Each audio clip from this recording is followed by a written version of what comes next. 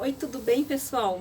Há um tempo atrás, uns meses atrás, eu falei sobre um conceito astrológico chamado luz e sombra. Na época, eu usei o exemplo da Lua para poder explicar sobre luz e sombra. Esse vídeo eu quero falar um pouquinho mais sobre essa técnica que se chama luz e sombra, que é uma técnica de leitura de mapa que eu utilizo muito, aliás, utilizo bastante para leitura de mapa astral. É uma técnica desenvolvida pela escola astrológica da onde eu venho, que é a escola astrológica da Claudinha Lisboa, e eu aprendi com ela. E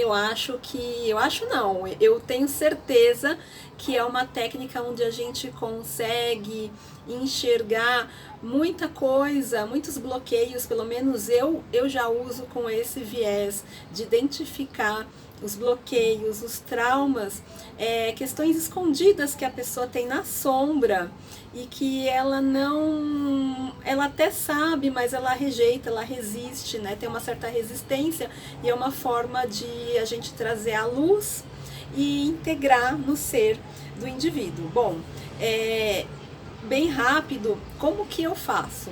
Eu utilizo, né, na verdade, a técnica, né, diz pra gente utilizar 3 posicionamentos principais e que são principais para identificar a estrutura característica do indivíduo, que é o Sol, a Lua e o Ascendente. Eventualmente, se a pessoa quer fazer um mapa mais voltado para a área profissional, eu também uso o meio do céu, nessa identificação, nessa leitura de luz e sombra, uso casa 2 e casa 8, que são casas profissionais, e casa 5 também, que são casas profissionais. Mas se a gente quer fazer uma leitura de mapa básica, eu realmente só uso esses 3 elementos, mas na identificação de luz e sombra. Bom, como que é? Quando a gente nasce, o Sol ele está posicionado, ele está iluminando uma constelação. E aquela constelação é representativa de um signo, que tem a energia desse signo. Eu vou colocar, exemplificar com o meu mapa astrológico. Quando eu nasci, o Sol estava posicionado, estava iluminando a constelação de Touro e ativando as energias taurinas. Ali tem a luz. O Sol estava iluminando Touro. No outro lado, que é o signo complementar, né? Esse signo complementar está na sombra. O complemento de Touro é Escorpião. Esse Escorpião está na sombra. Então, durante a minha evolução, meu desenvolvimento como ser humano, eu preciso trabalhar as energias escorpianas que estão na sombra.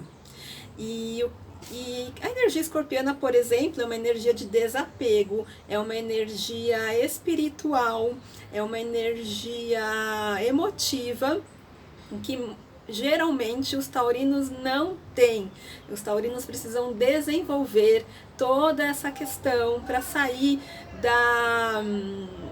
Agora é uma situação a sair da sombra, apesar de ele estar iluminado pelo Sol, o Touro está iluminado pelo Sol, mas ele acaba desenvolvendo uma sombra que é a matéria, né? A parte material excessiva. Então eu preciso ir buscar ali do outro lado o desapego e o espírito para trazer para o Touro e ali iluminar essa questão material de Touro. É bem complexo, sabe? É uma questão bem complexa. Como que Touro está na luz e a matéria é sombra?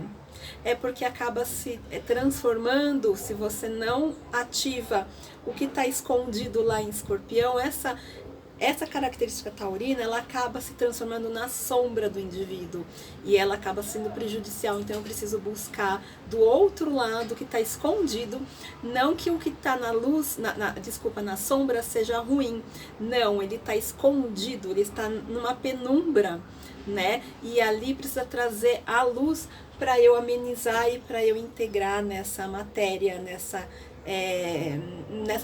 característica muito material que é do Touro. Outro exemplo é a Lua, né? Como o Sol é um luminar, ele ilumina, a Lua também ilumina. Então, se eu tenho uma Lua, eu vou usar meu exemplo de novo, uma Lua na casa 3, uma Lua em Peixes na casa 3. Então, essa lua em peixes, ela é muito emotiva, ela é muito imaginativa, criativa, ela é comunicativa. E são características mais ou menos boas, né? Dependendo da questão imaginativa, que às vezes viaja tanto na maionese que sai, que acaba sendo uma fuga da realidade, né? Acaba sendo até um escapismo. Então, como é que eu posso resolver esse meu escapismo que está, embora iluminado pela lua, ele acaba se transformando, me prejudicando em algumas coisas. Então, eu preciso transformar, ativar outra energia ali que está na casa 8, na casa 9, que seria um virgem, né? Uma energia de virgem, que é uma energia mais concreta, uma energia mais determinante, né? Uma energia mais observadora, de ver realmente o que a coisa é de verdade, não ficar na sombra da imaginação, né? Então, é uma técnica de leitura que acaba sendo também uma técnica mais intuitiva. A gente acaba usando a nossa própria intuição e o conjunto do mapa para poder decifrar, né? É bem complexo, mas ela resolve.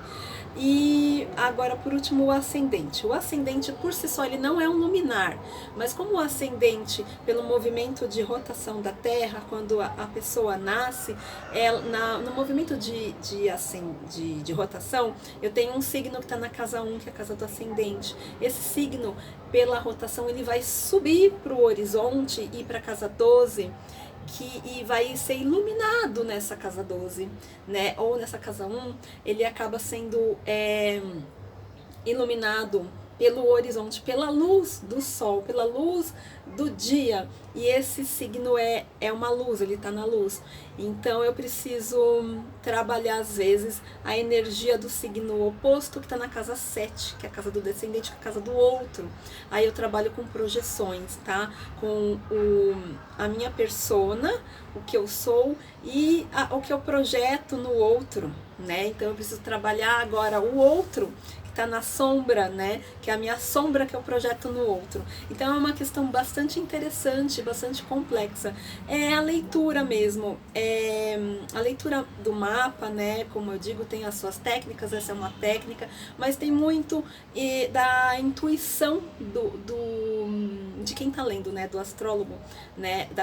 Da conexão dele com o alto, né? E para poder interpretar e poder trazer uma leitura clara para a pessoa.